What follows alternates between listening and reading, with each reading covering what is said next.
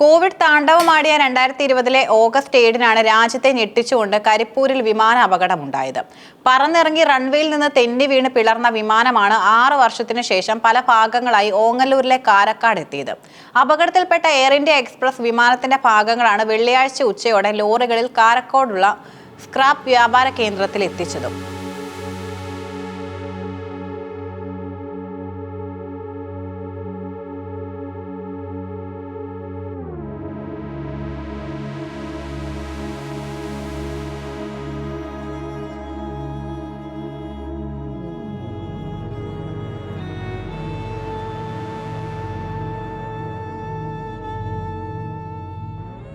ദുബായിൽ നിന്ന് 184 യാത്രക്കാരും 6 ജീവനക്കാരുമായി കരിപ്പൂരിലെത്തിയ എയർ ഇന്ത്യ എക്സ്പ്രസ് വിമാനം റൺവേയിൽ നിന്നും തെന്നിമാറി സുരക്ഷാ മേഖലയും പിന്നിട്ട് 35 മീറ്ററോളം താഴ്ചയിലേക്ക് പതിക്കുകയായിരുന്നു.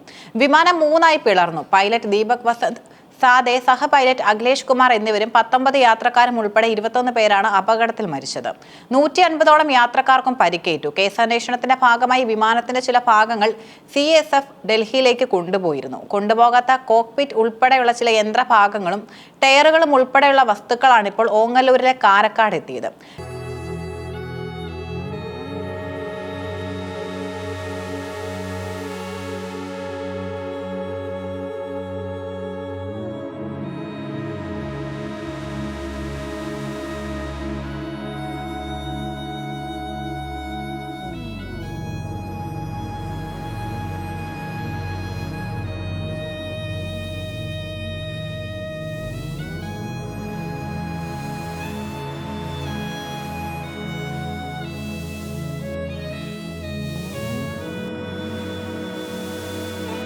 രണ്ട് മാസം മുൻപാണ് പ്രദേശത്തെ സ്ക്രാപ്പ് വ്യാപാരി ലേലത്തിലൂടെ വിമാന അവശിഷ്ടങ്ങൾ കൈവശപ്പെടുത്തിയത്.